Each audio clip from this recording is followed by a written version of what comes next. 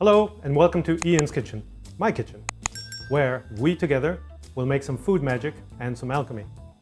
Today, we are looking at the noble onion, which is perhaps my favorite vegetable.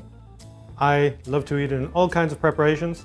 I love to eat it raw to the dismay of all the different girlfriends that have come throughout the years. Not a single one of them, oddly enough, likes the smell of onion in the mouth. Who knew? Anyway, there's this very special way of cutting the onion that the chefs have. And I'm going to show you how to do that today. The first thing we need to do, though, is before we use our knives, we give them a little sharpening to maintain the edge. When that's done, first thing we do, we cut off the top, but we keep the root. And why, oh why would we keep the root, you say? Well, there's a reason for it. We cut it in half, and then we take off the onion paper.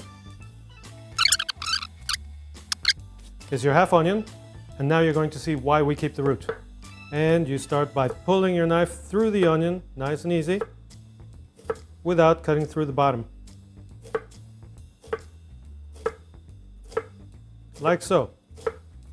This makes it so that when I'm done with that, I can pick up the whole onion and it doesn't flake on you. If you cut slices like this without the root, then the slices will be everywhere and you won't get even bits when you're cutting. Next thing you do is you cut it like so, still hanging together. Pretty amazing, isn't it? And what you do then is you cut it into small cubes. This is much neater than chopping the onion. And I guarantee you, it makes you cry a lot less too.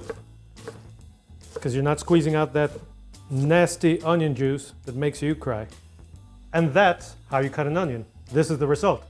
And remember, for every tear that rolls down your cheeks, an angel gets his wings.